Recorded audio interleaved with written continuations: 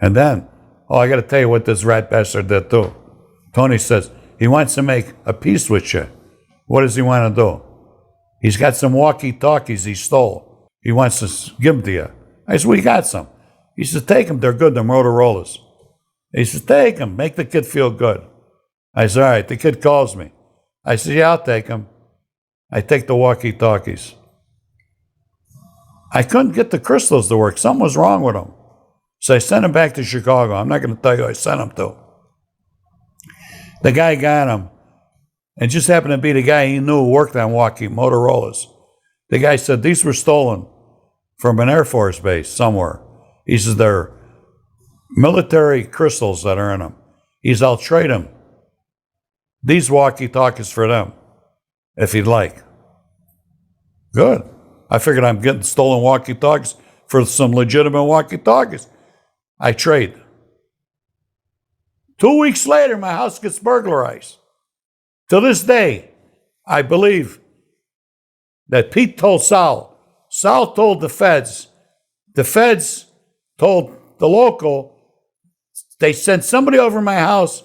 This is confusing to people. Burglarized my house. Seen that hot furniture, stolen furniture in my house.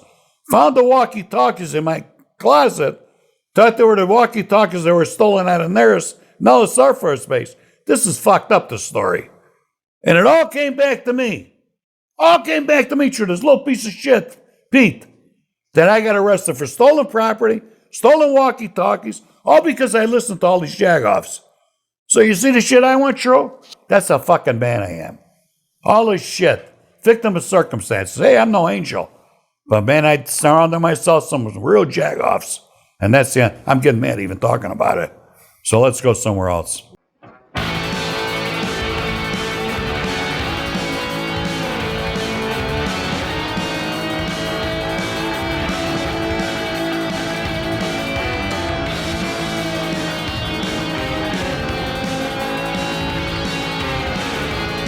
If organized crime stole your score, took all your stuff, you have the balls enough to go and get it back? That's just exactly what my next guest did. Please join me as we talk to David Bowman, the man who brought down Cullotta, the story the casino couldn't tell you. This is fucked up, this story. And it all came back to me. Hey, did you get a chance to watch that episode 42? I sure as hell did. It wasn't funny. I used a piece of it for that teaser because I noticed that. It was great. I love that last little bit. Yeah, I mean, I started to, I watched the whole thing, and as best as I could tell you, it must have happened, if it happened at all. I mean, if it wasn't just a bullshit story. Right. Which, remember, those guys were out there doing their shit probably, a year prior to me arriving. Right. So, this all could have happened. The story he was describing and this Pete that Herbie brought in, right. All I can tell you is when I was there and the time fight that he described too, where he was biting his teeth and all that. I just couldn't see that. I couldn't picture Frank doing that. But I'm sure he did it in his day. Yeah, well, it sounded legitimate because he was even getting mad just talking about it. Yeah. But yeah, I would love to know who the guy is. I know somebody that I could talk to that I actually met after the book come out. And I went out to Las Vegas, and him and I sat and talked for probably 2 hours. And he knows a lot of, and it's a crazy story. I don't want to give his identity away by getting into it, but actually there's something of one of my stories, one of the scores that I gave to the Hole in the Wall gang that's in the book. And it's connected to that, to where actually Ernie and Leo ran up the street to this fellow's house. Okay. And that's what blew me away. And this was the story that he had to tell me when I met him. And it was all completely legit, because there's no way he would have known that particular score. And when he was reading the book, he mentioned that certain page to me, and it was really cool. Well, something that long ago, we were complete strangers, and now him and I are friends, and that's a pretty cool thing. well, he might know then who this person is. It's just I had seen that episode, and then your episodes came on. Then when you started talking about the furniture, I said, "Well, that sounds familiar to me." So I went back and I happened across. I said, "Do you mean to tell me all this time he thinks it's this guy Pete that dropped dime on the furniture thing?" And so Yeah, it's funny. I mean that's what blows me away, because he kind of, he mixes my stuff in with this story. Oh, yeah, maybe it's mixed up. Yeah, and I don't know if it's deliberate but you have to understand that him and the feds, once they joined their partnership back in '82, Right. became pretty much one and the same. I mean, when he's their lead dog in this trial, okay, and a lot of trials actually. I mean, he testified and put away a few people. Right. And I mean, the main one was Tony, and even though he didn't put him away, the first trial ended in a mistrial, and then they killed him before the start of the second trial. Right. So I mean, he was a large reason why that happened. Right. Well, let me. For other reasons, and other people will tell you the same thing, that like I said, IUPA going down on the skim, that was a big deal. And that was another.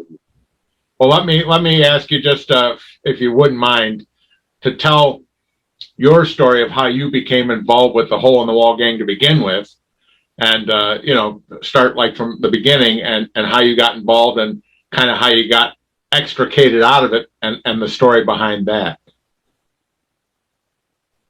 Yeah, I got involved with them in June of 1980, and I had known the Costanza family before that, for a couple of years prior to that. Jerry and Elaine, who became Frank's wife.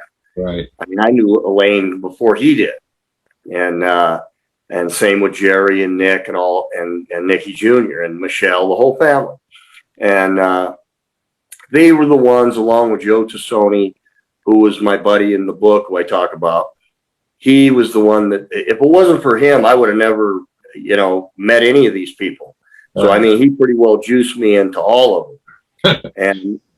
and I met him through, I was selling blow to him, and he was a pizza maker at Villa Pizza down there on Sahara, the original one. And that's how we became friends. And he plugged me into Jerry down the road, and then we all just kind of partied and did things together. And Joe and I were in and out of Vegas. We were in California. We were in Colorado. So we were gone a lot of the time, and we'd come back, and that's who we'd hook up with, or we'd stay with Jerry, at his condo for a couple of weeks. We did that, as I mentioned in the book. And but that's how it was, and that's when I met him. That killed Frankie Bluestein, and they were all abuzz over that. I mean, they were really, those dudes were hot. Right.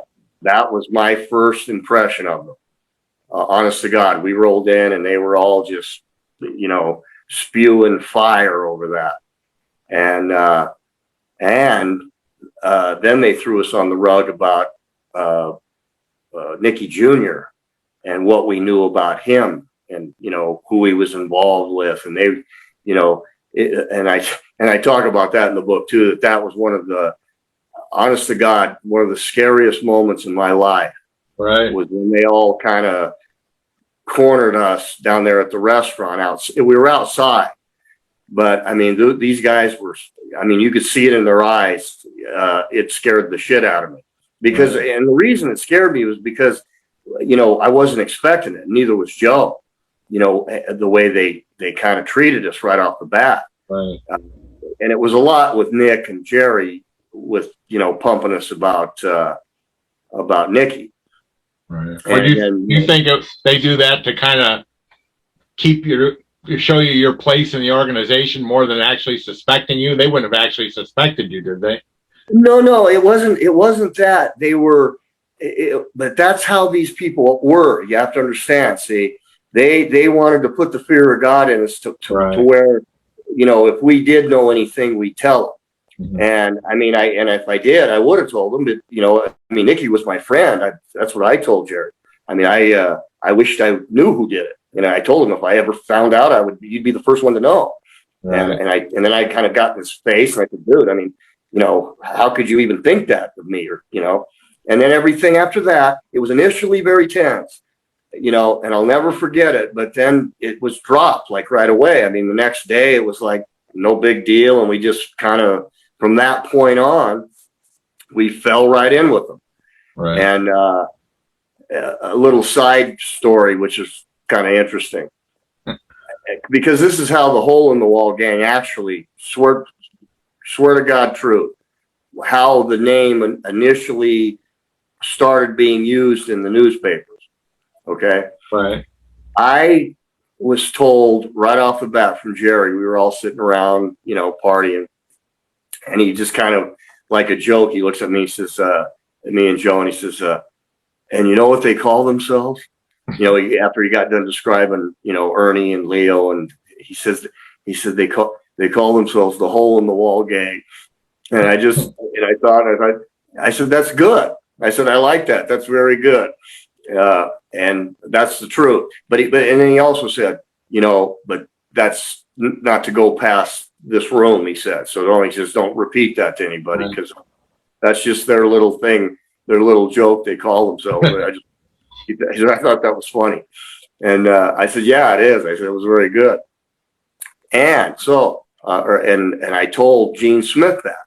I told him the same, just how I told you. Right. And I said, that's how I found out about it.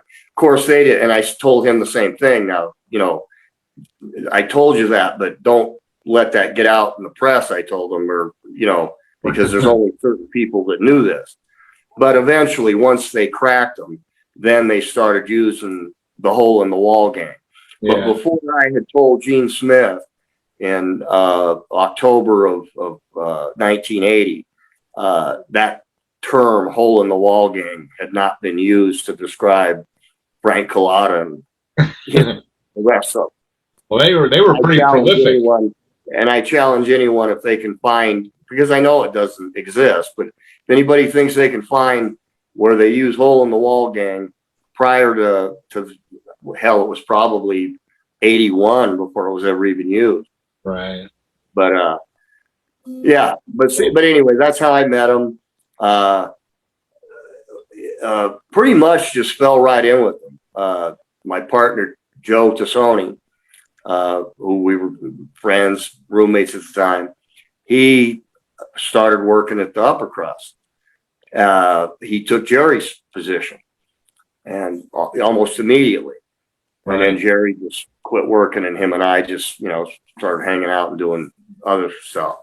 But and Elaine was the waitress there, and she hung out there all the time. She was an older lady. It was kind of a strange relationship that I didn't quite get, but I wasn't saying anything, but she was always there, and she was kind of a pain in the ass, but she was just always there.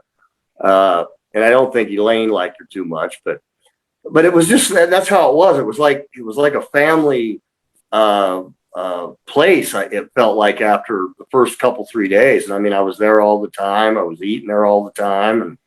And Jerry was there. Nick would come down, and we all just hung out there. And then the scores started coming. Right. I fed him a couple of scores.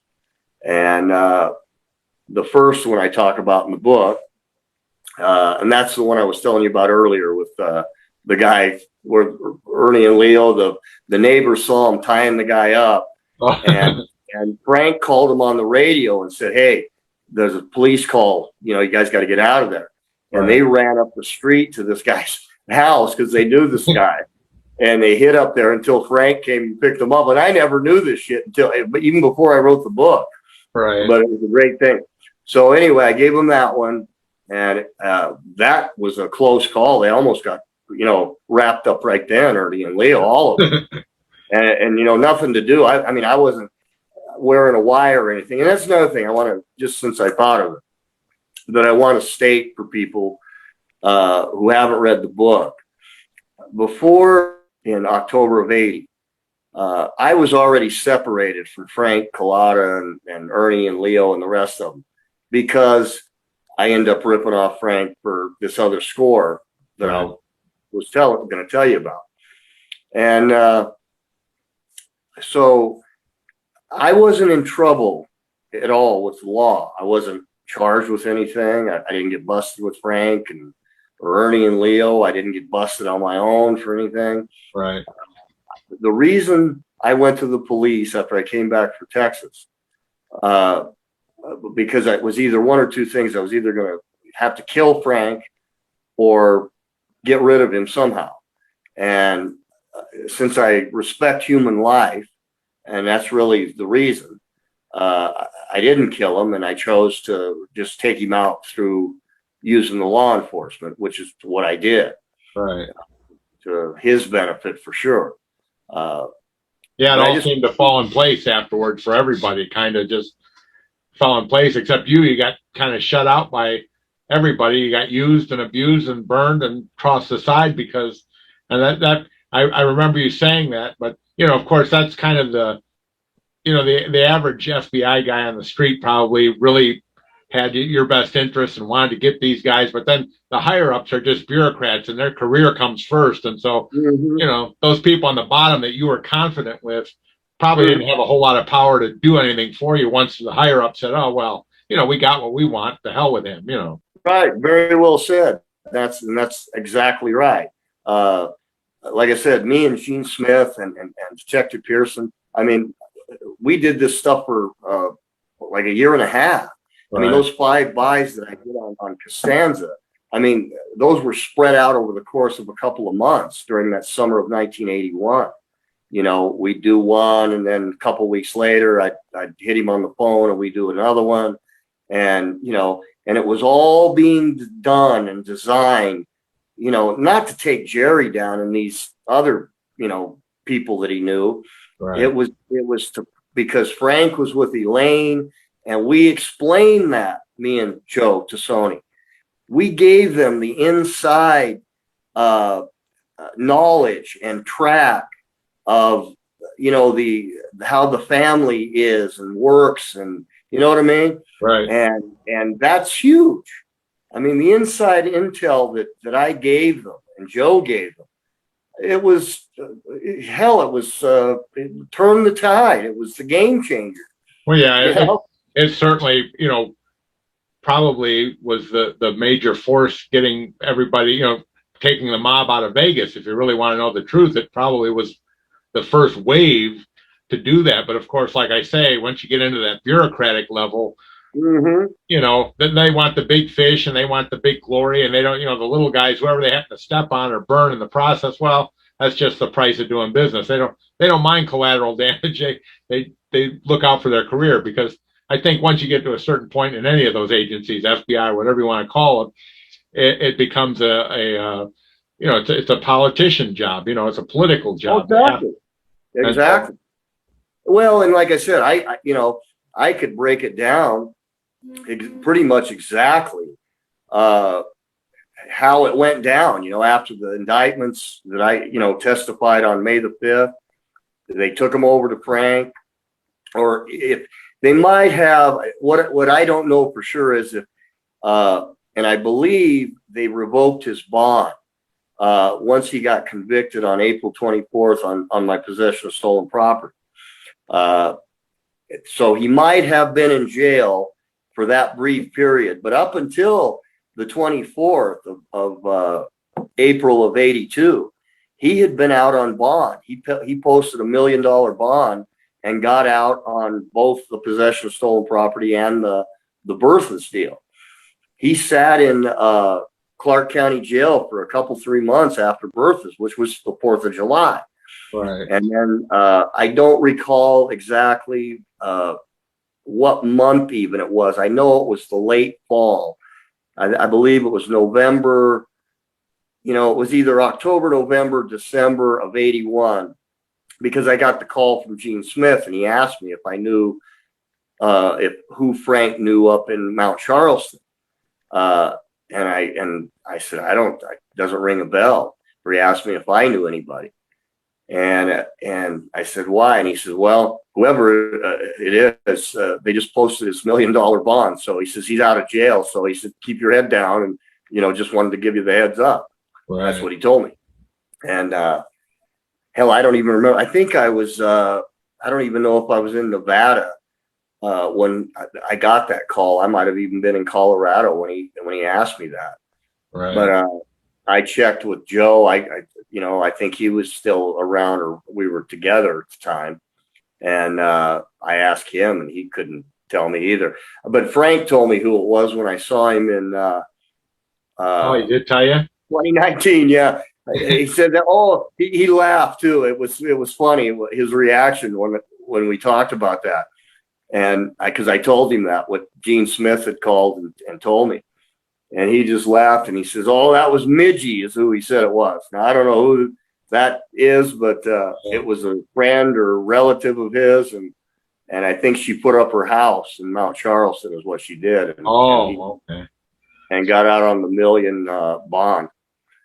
But I mean, remember, this is 1982. $1 million was a lot more back in '82 than it is today. Well, it shows you how bad they wanted to flip him, because look at the size of that bond for a crime that isn't really spectacular. It's not a murder. See, what they did, Anthony, is he was out on $100,000 on the possession of stolen property, and then when they busted him because of Sal Romano, who I like to call the FBI informant, and we'll get into that in a second, because this is a very interesting subplot to the whole thing.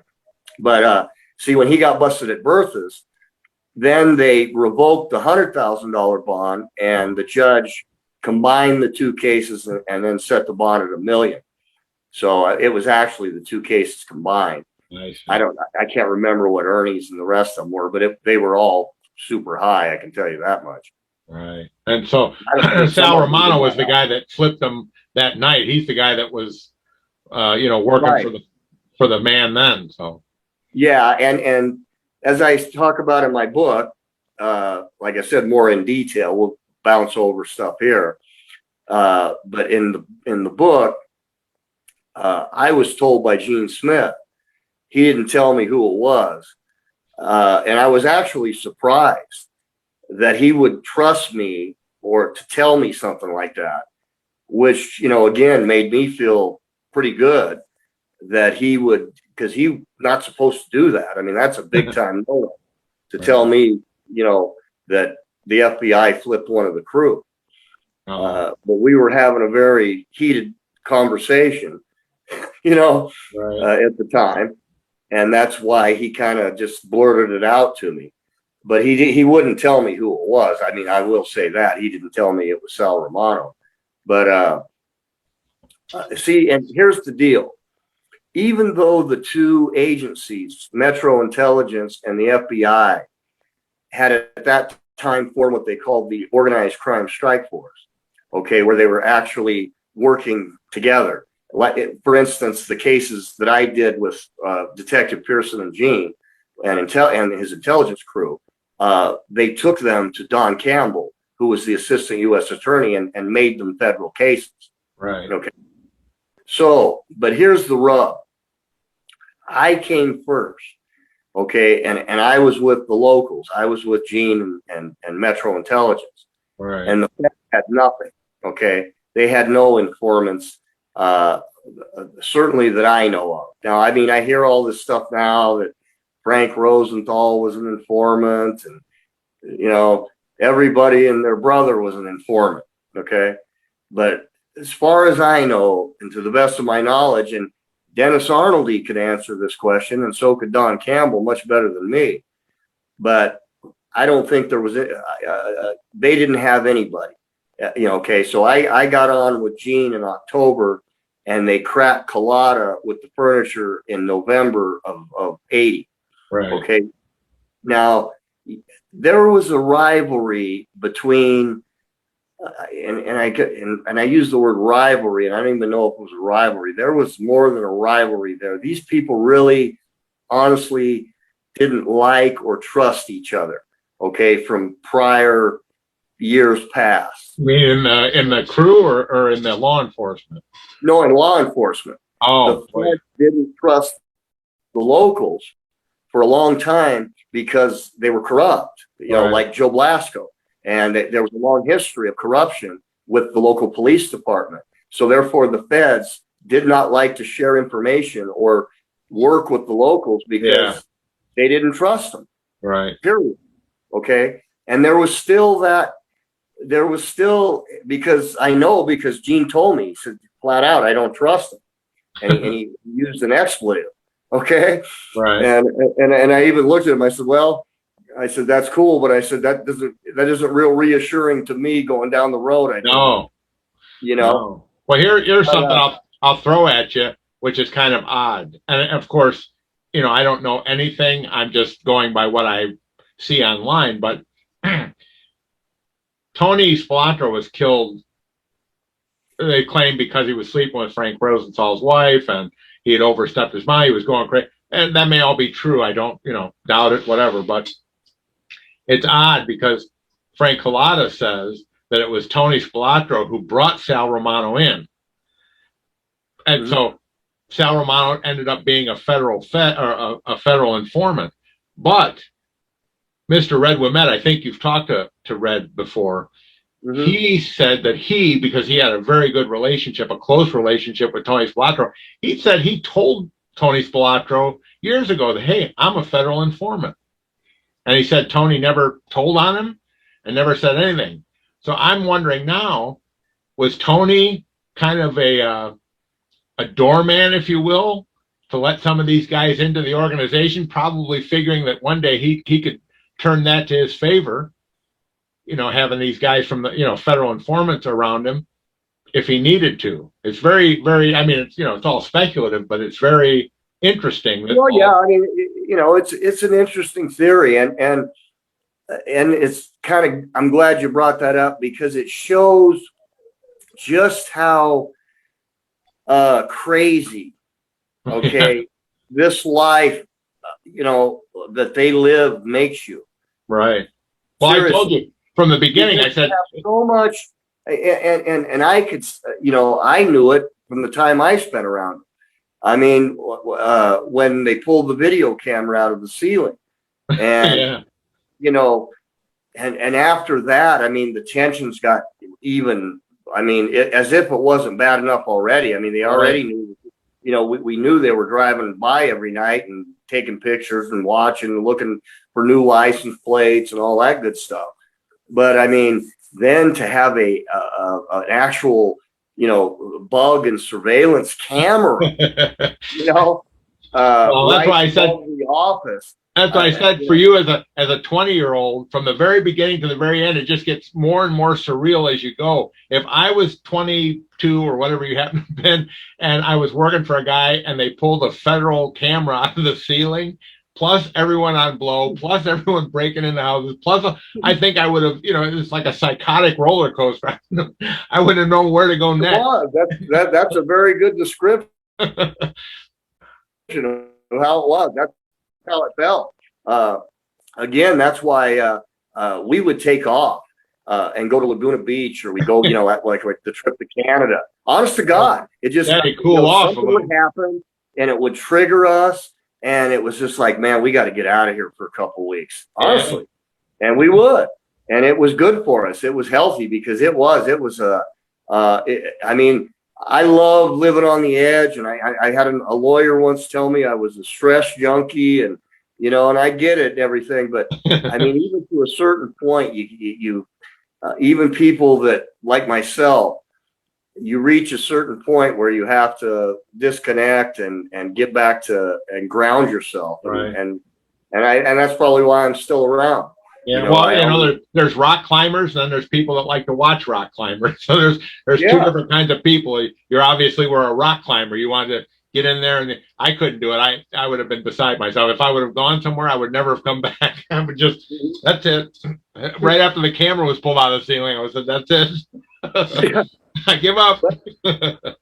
But getting back to what you were saying about what Red was saying, working with the police as I did and the FBI, like I said, the best I could tell you was they flipped Romano in March or the spring of '81.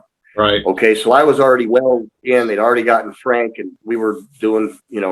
I'd given them all the intel, and in fact, I mean, we were told initially that they were going to use us, and we were going to testify, against the whole gang and the whole 9 yards. Right. I mean, that's what we were initially told by Dennis Arnoldy and Joe Gursky and the feds.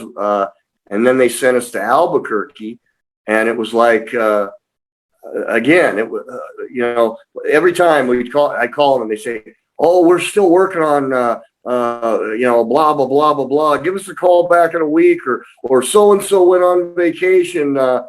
And finally I just said, you know what? I told them, call my parents and they'll get the message to me. Right. When you guys figure out what the fuck you're going to do. I said, otherwise, I said, I got to live. I told them, and Joe, I said, we have to live and make money. I said, we can't be hanging in limbo for you guys. It was just ridiculous. Yeah. The whole, almost from the very beginning.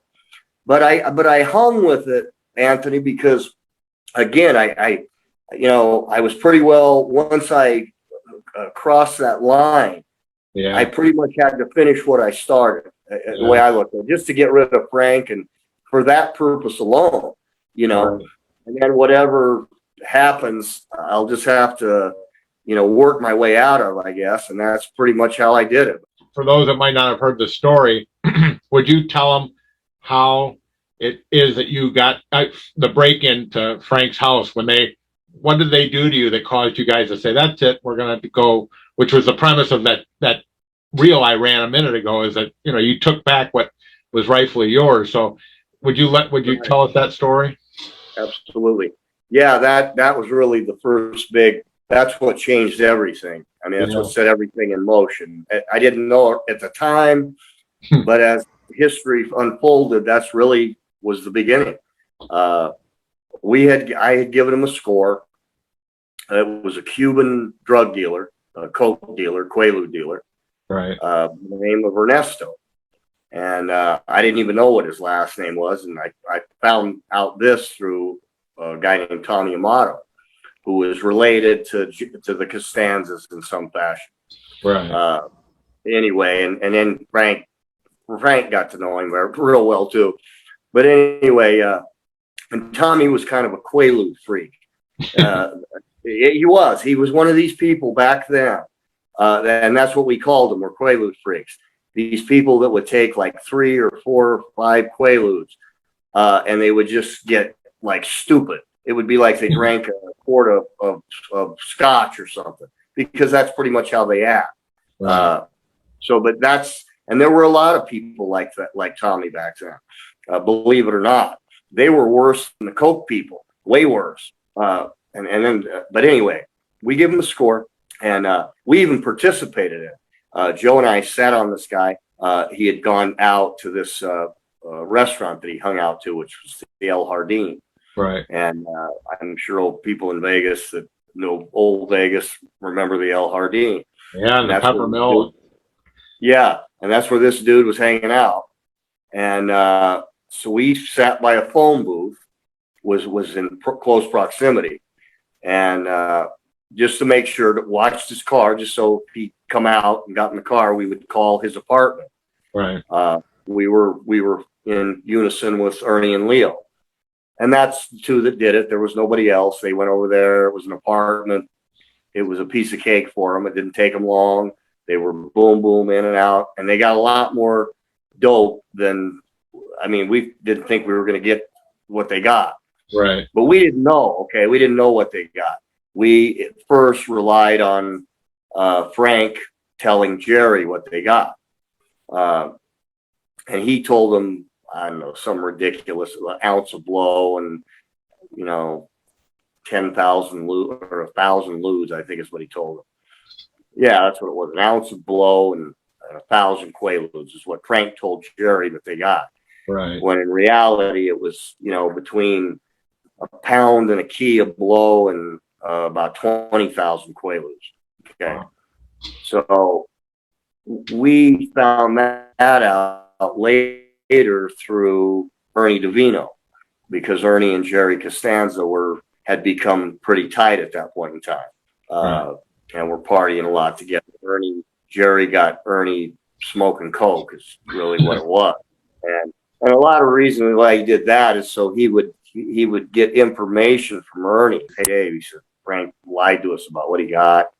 They really got, that what I just told you. And he says, so what do you want to do? That's what he says to me. He says, Dave, he says, I've been in Las Vegas for 25 years. He says, I'm no fucking punk, is what he said. Right. This is how he's coming at me. And he says, and he says, I mean, Dave, he says, I know who I'm telling you these guys are. I told you they were killers and, the Chicago outfit dude, but I mean, that's where it's at, Dave. So what do you want to do? You let it go, or, it's your call. And he says, but I know where the shit is. And if you want to go get it, he says, I'll drive you over there.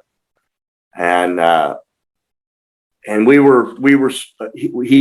come over. So I was fired up, and, I'm 19 years old, and I'm, high on blow, and I might have even taken a Quaalude just to calm my nerves.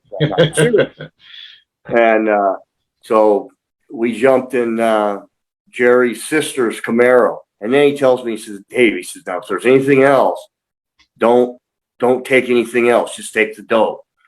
He said, I don't know if there's anything else there.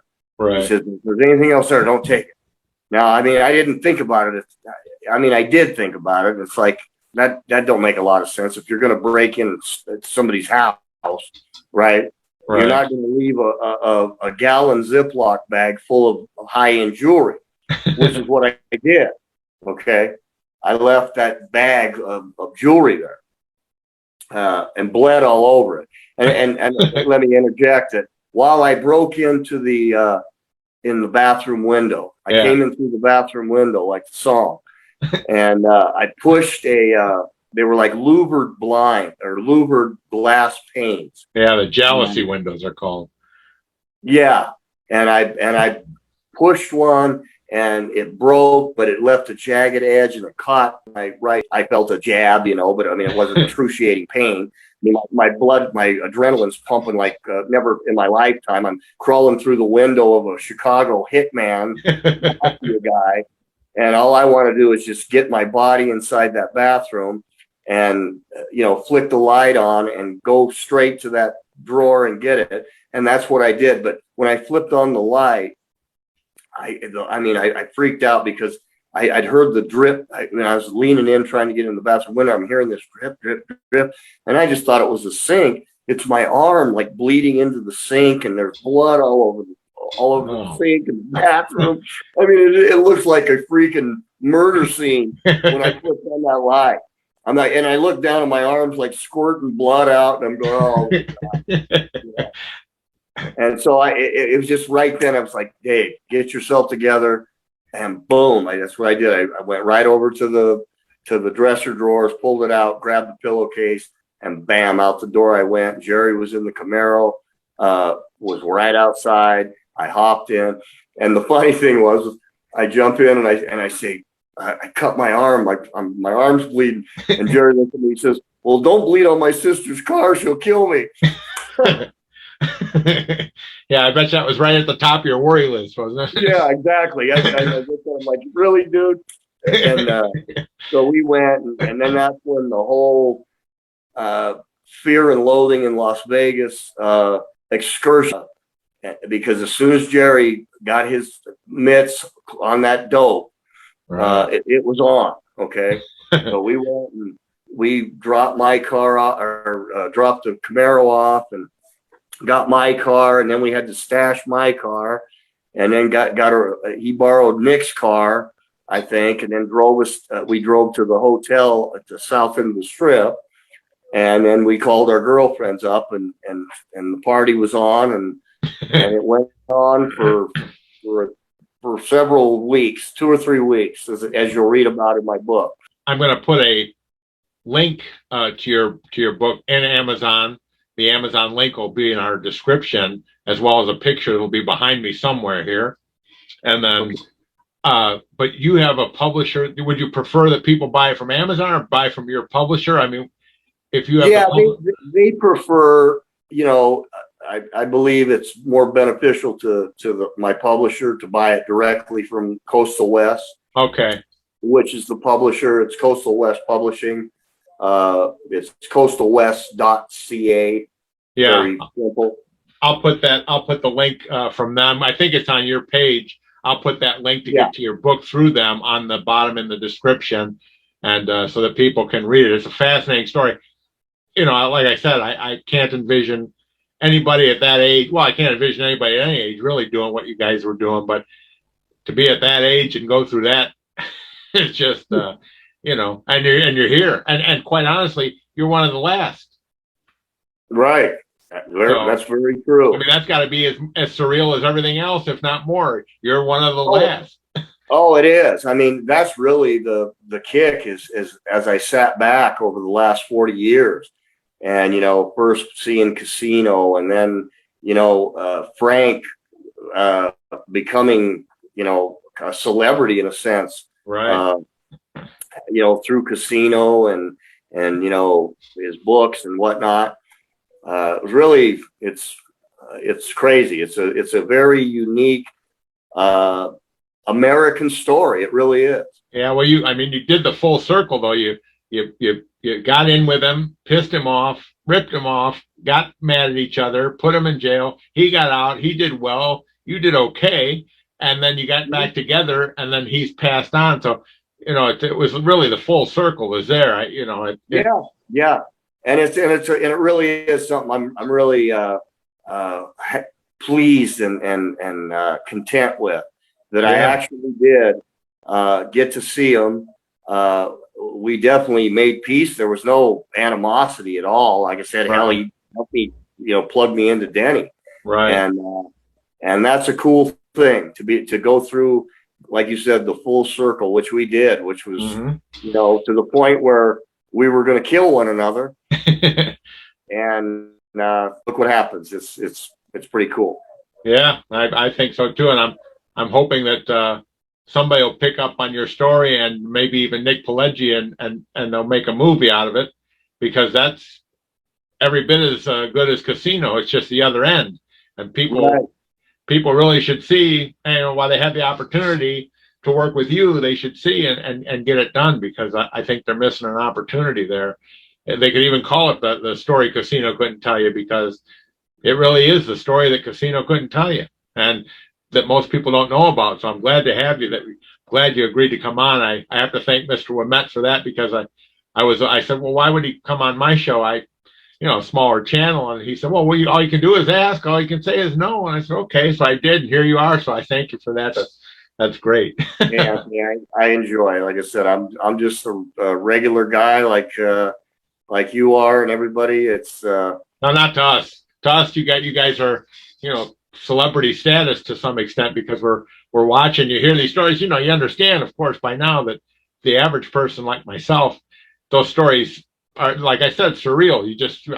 I couldn't even envision being involved in it. I couldn't envision surviving it. I couldn't envision any of it. So, it's a little different when you're talking to someone like you who's been into that. And that's why I made the trailer, because it really took a set to go ahead and get your stuff from people like that, and then go through the whole process of, that you've been through, and then make amends with the guy afterwards, and come to peace with him. So, it's a great story.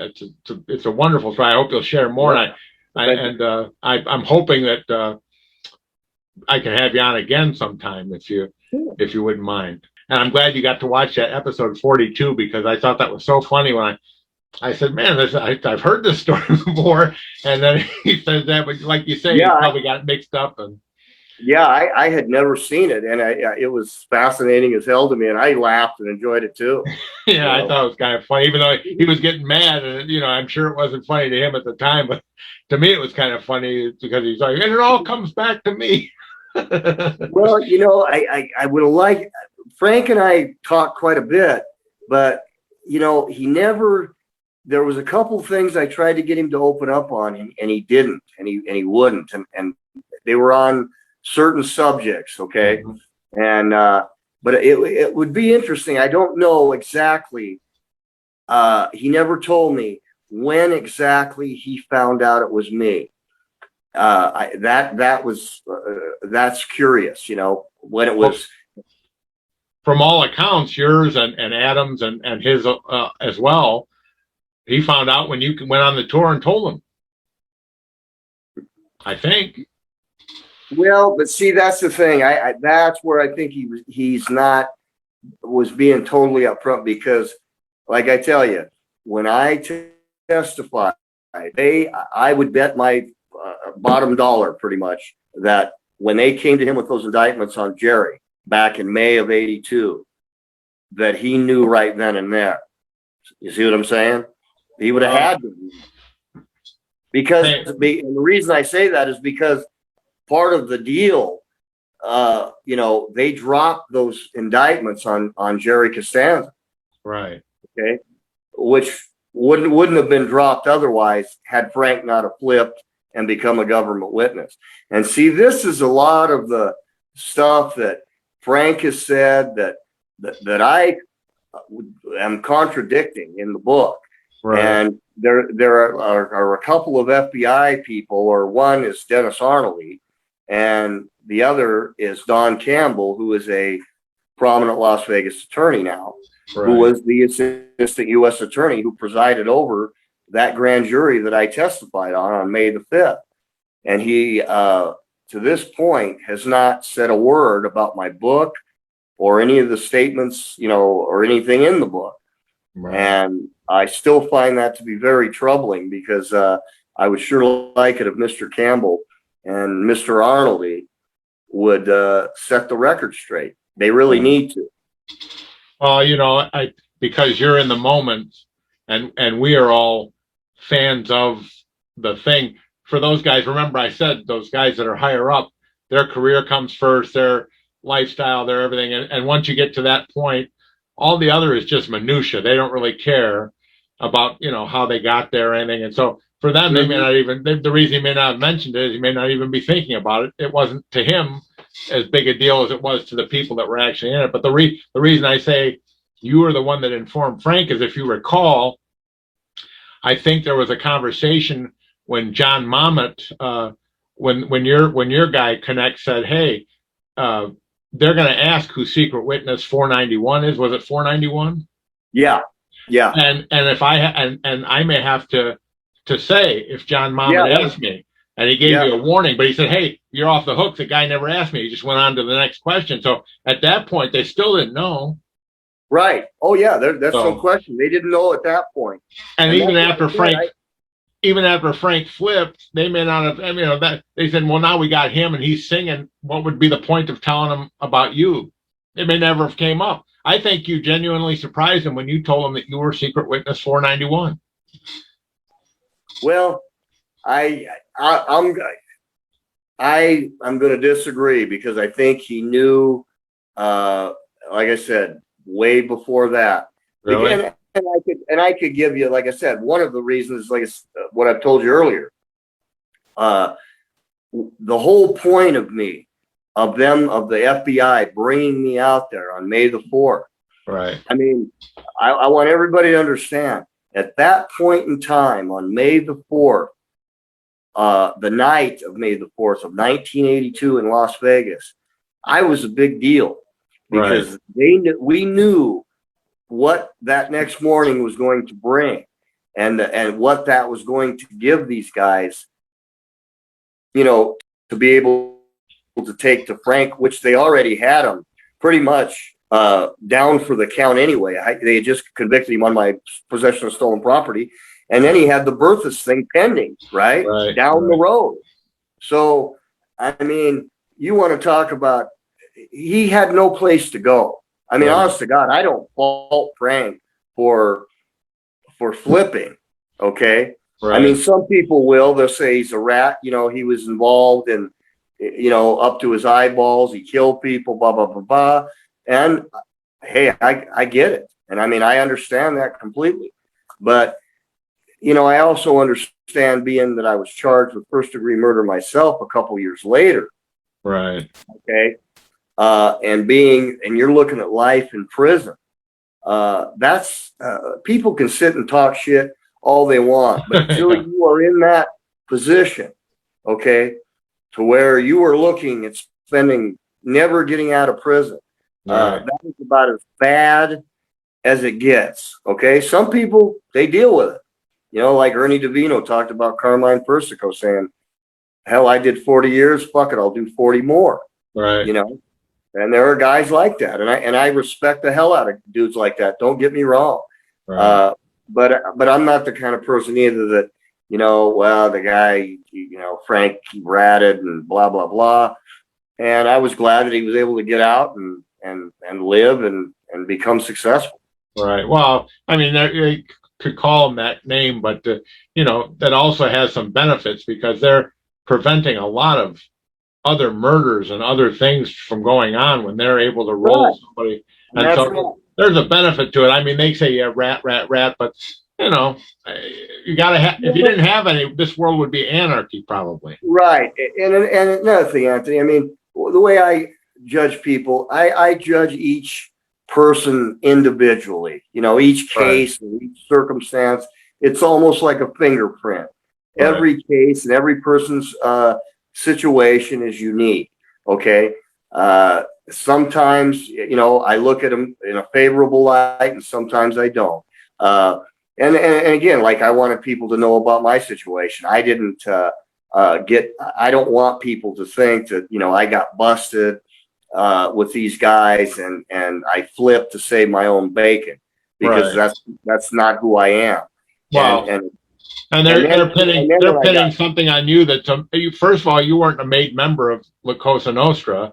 So, you know, it's not like you're not part of the outfit. So you're not flipping. You didn't take the oath of omerta, although in Chicago, that's not that big a deal from what I understand. That I don't know about, that's a big New York thing with the burning of the car, but still there's, you know, you're supposed to keep your mouth shut, but you weren't a member of that organization. You were just an associate, and you were facing, as a kid, all these, you know, possibilities of going to jail for life, or, you know, being killed by one of these guys for, you know, for peanuts, for pennies, because those guys, someone like Lurch, that guy killed people for looking at him the wrong way. So, you know, if anyone blames you, well, that's just, he killed him because he liked it. I would have done it. Yeah. Well, like I said, and that was the thing. I respected human life. It was, as I said in that video, I mean, you know, killing them's the easy part. Killing somebody doesn't take, you know, it doesn't make you a big man to sneak up behind somebody and shoot them in the back of the head, you know. And that wasn't me, and that was never going to be me. And but again, I had did what I did to them. I was in the situation that I was in, and I figured I'll get rid of this guy this way. Well, you did the right thing, because you're here, and he had a successful life, so you did the right thing overall.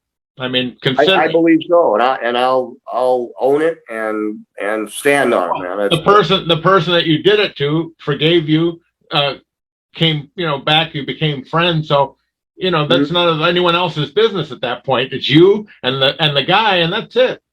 Well, yeah, I mean, even Frank, we talked, and I said, you know, you realize, I said, I saved your life. Yeah, you probably did. I did. I mean, if I hadn't have done what I did to Frank, he would have been killed. Yeah, they would have put him out. He knows it. And so, I mean, and he understood that, and it's true. Yeah. And I'm glad. I wish Tony hadn't have gotten killed like he did. I mean, I don't, that's not, I don't like that. Yeah, it was well, I mean, I can understand him, but his brother, I don't know. I waited on them. I waited on him mostly. I think I waited on Michael once with Bob Conrad of all people, the ever ready battery guy. Yeah, yeah. But I waited on Tony a couple of times, and he was a very nice. Of all of them, he was probably the most personable and a very good tipper. In case anyone wants to know, but yeah, it was kind of. I don't know what the reasons are, but like I said, you can speculate. Nobody said a lot of things. They don't even know the house that it happened in. Still, of all the people that supposedly were involved in his beating and killing the two brothers in a house in Bensonville, they took those people to these houses, including participants that admitted it, and they can't find the house. So, it's as brutal as it sounds to people like me. It was like business as usual for most of those guys. So, Yeah, yeah. I mean, that's just how it operates. I mean, it's I've seen some videos with Frank Calabrese Jr. Yeah. Talking about. I believe he was one of the people. Didn't he say he tackled Michael coming down the stairs? That was his uncle Nick. His uncle Nick was Nick one of them. I don't think Frank Jr. was on the scene. It was pretty much higher up. I think his dad might have been on the scene, Frank Sr. But Nick Calabrese. Farracotta and DeFranzo, I think, were there, right? I know. Well, they claim that John DeFranzo was there, but I don't know. And Farracotta, I'm not sure. Louis Everly was there. I think. I think Frank said that, and so there was a large group of people there. I don't know that Ayupa himself was there. I think he may have been in jail by then, but but the way they do it is just they don't care about human life. Those guys made millions of dollars for the outfit, and then one day they fall out of favor and boom, and then they go have dinner. They don't. It's not. That's right. That's right. And it could have happened to Frank as well. So you probably saved him. For sure you saved him because they'd already heard that he was going to be hit. So you put him in there, gave him a reason to save his own life, and you guys became friends. So anyone that says anything else, well. Well, here's something too for you and the people watching to think about is now, like I was saying earlier, Frank got out, all right, in late 81. Like I said, I don't exactly know the date. I know it was. I think it was in November. Okay, right. I know it was in the fall, and so my question is, and I was having an exchange with Mike Spelatro on one of the Facebook pages, and I was saying, what were the bosses thinking? I mean, I'm just thinking like a Chicago mob boss here. What were they thinking when they let Frank, after he bonded out on the $1 million bond? They've got him on two slam dunk cases. All right. You got the furniture and you got Bertha's. I mean, he ain't beating those cases. If I'm one of the bosses, I'm looking and saying he ain't beating those cases. He's got nowhere to run.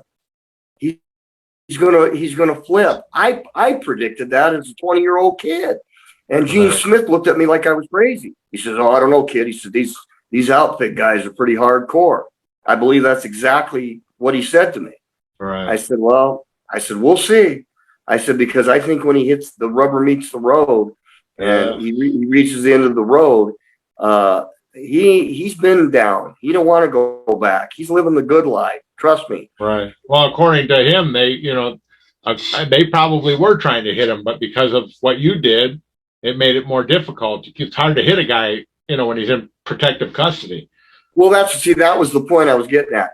They had a window of time, okay, from November until if they revoked his bond, it was April 24th, because that's what they do. I know I've got a little experience when it comes to that. Once you get convicted, okay, then boom, that judge revokes your bond and you go back in the county jail. Right. Okay. So my point is the Chicago bosses had a window of time from the time Frank bonded out on that $1 million bond until April 24th of 82. So there was plenty of time that they had to get rid of him. Now stop and think. If they had whacked him look at look at the bullshit it would have saved them. There wouldn't have been a case against a RICO case against Tony Spilotro because Frank was the case. Right. He was the only witness. They might have had other wiretaps to corroborate, but they didn't have any other witnesses. Frank was the witness that was directly gave payment, and that was the RICO case, that he gave payment from the burglaries directly to Tony Spilotro on this, that, and this case, and also that he was ordered by Tony to whack out Jerry Leisner. Yeah, well, I mean, I don't know why they didn't. I can just assume that either the opportunity never presented itself. Maybe Frank was laying low. He knew, like you did. He was one of the guys. So he knew. I'm sure he did know. I mean, he would have been a damn fool. I'll tell you what, if I would have been Frank Cullotta and I just got out of bonded out on 2 cases like that, on $1 million bond, I would have been like head on a swivel on DEFCON 5. Believe me. Well, yeah, I'm sure sure if he probably hid, laid low, knowing how they operate, and but you never know how these guys, sometimes depending upon what story you hear, Tony and Michael Spelatro were supposedly heading to a maid ceremony to be made. So, they sometimes just buy into it. I don't know what goes through their minds, but I mean, Tony Spelatro had done those kinds of things before, and he walked right down into the basement. Who can figure? I mean, so, and same with Frank. I hear what you're saying. I mean, I don't know if we'll ever know exactly. No. The last of the stories is with people like yourself. Mm-hmm. I haven't talked to Frank Calabrese Jr. personally. I'm looking forward to it though, because he has an event coming at the Las Vegas Mob Museum. Great! I believe that I've seen his posts, and I congratulated him, and I'm looking forward to talking to him.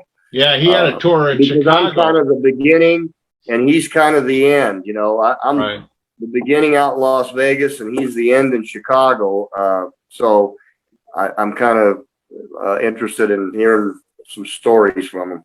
I think you'll find it very similar to your own, in that he got in there and decided, what the hell am I doing in this? And extricated himself the only way he knew how, which was very similar to the way you did, and actually very similar to the way Frank did. So I mean, that's really the only way. Like you say, you got 2 choices: you either kill him or you flip them to the cops, because you ain't getting out any other way. So and that's either that or life in prison, or life in hiding. And it's even in, like I said, witness protection. I mean, prison is prison. It's it's the end of the road, man. Ask El Chapo. We tell you right now. Yeah. Knock on wood. I've never been to prison, and I'm hoping at 60 years old I don't ever have to go, but you never know. In this world we live in nowadays, you never know what you're committing a felony doing, right? Yeah, right. So I hope I don't have to. I'd like to live out my remaining years as a free person, but Well, it's like I said, and these guys who have been there, they know better than like me and Frank, and when you've been there, going back what it's like, and it's a shitty feeling, believe me. Well, I'll bet. I just even just the loss of freedom alone is shitty, but then having to watch your back constantly and worry about I could just imagine. I've heard stories. I actually interviewed a guy who was just a common everyday thief in Chicago, and he speaks a little bit about his prison experiences, and it straightened him out after he did a pretty good bid. He said, "That's it. I'm never doing anything bad again." So well, I'll tell you what. I mean, and that's true. I mean, especially in a place like you have to go to jail in a place like the Cook County Jail or any big metropolitan. He was there. He was there. He was there. He was in Pontiac and in Statesville and Joliet. So all the like Ernie, I in that video that Ernie talked about when he was talking about Lompoc, and I was kind of surprised because I hadn't heard many stories about Lompoc, but I mean when a guy like Ernie DeVino says that Lompoc was one of the most dangerous, violent prisons, when a guy like that tells you that it was dangerous and violent, but you can believe him. Okay. Oh yeah, well, yeah. I believe anybody that tells me some of the stories you hear. It's just so it's a deterrent for sure. But like I said, some of these guys don't. I don't know if they don't put it together like with the Spilatros going down. They just don't put it together, or they don't put together the prison sentence or the thrill of maybe it's the thrill thing that just it's worth it to them. The thrill of it all. I don't know. As an everyday regular just person, it's hard. That's why I think everyone's so fascinated by it because it's not something that we, I just, like I said, surreal. I couldn't fathom doing it. I couldn't fathom being involved in it. I wouldn't know if I surely wouldn't have survived it. So, that makes you the last of an era, really. Yeah. And it's true. And I plan on being around for a while. Yeah. You got a good 30 years left. So. And again, the beautiful thing was I was as young as I was at that time, and now many years down the road, it's a good thing because now I can tell everybody what these people were like and what the whole story was about. And that's right. And everybody needs to buy your book, especially Nick Pileggi. He needs to see it, and we got to make it into a movie. And is there another book? You working on another book? Or are you thinking about working on another book? Yeah, I've got another one in me with some more parts of my life, or let's say another chapter. Right.